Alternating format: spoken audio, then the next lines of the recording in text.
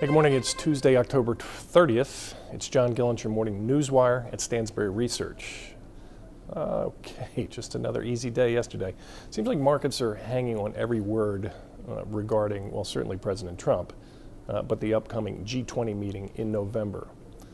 The White House is requiring a great deal to be put forth between President Xi and President Trump. Wouldn't it be in everyone's best interest to get that done? Tariffs have been a drain on both sides, to say the least.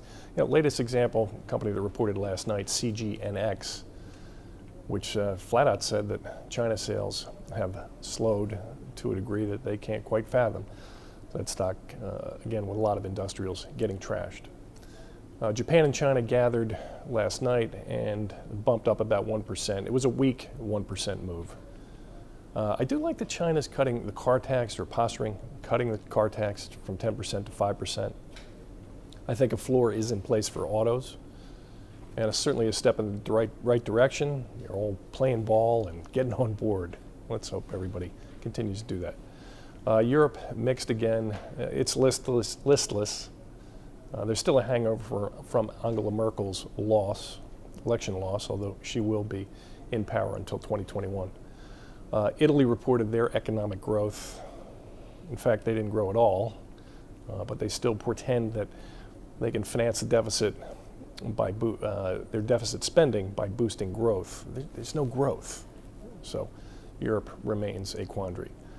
Also, UK, the United Kingdom, yesterday talked about digital services tax, and that's why a lot of the internet service companies were so weak. That's still just something out there in the wind, but let's certainly keep that involved in our math. Also, concerns about sending troops to the border down in Mexico. I understand the premise, but in the world we're living in now, everyone quite nervous. Boeing yesterday was more than half of the give back in the Dow, which was down at one point over 500 points. And that's due to the horrific 737 crash and a lot of talk that the Pentagon would suffer some budget cuts in 2020. I find that hard to believe, given we've just built up our military to then back down on spending. But that did trash defense names, and they've been high wire acts, certainly the Trump trade. Better earnings this morning: Akamai, KLAC, Under Armour. Under Armour pulled one out of the hat. And MasterCard. Stock was a bit up $4. On the negative side, Trex, TREX, Texas Roadhouse, and as I mentioned, CGNX. Signs I don't like: oil and copper can't rally. High yield bonds, which are HYG, and junk, JNK, also need to keep an eye on those as they're starting to break down. I'd like to see a washout there before we get a bottom in equities. Money definitely coming out of Amazon yesterday, going into things like Walmart, and every department store I looked at was bid up. And that's been a trade that's been on for quite some time, obviously getting unwound, selling Amazon and buying XRT. The banks did outperform. JP Morgan held its gains all day.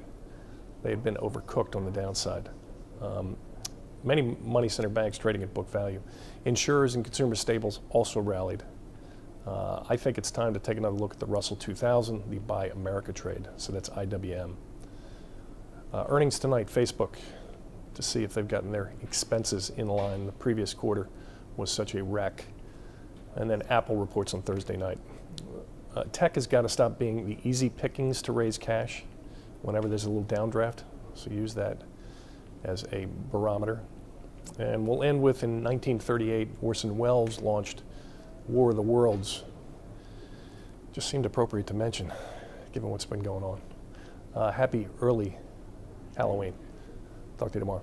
Hey, if you're enjoying these videos, don't forget to press that like button. Comment down below. And if you're new here, don't forget to subscribe, please. And remember to click that bell to be sure you don't miss out on our newest updates. Thanks a lot.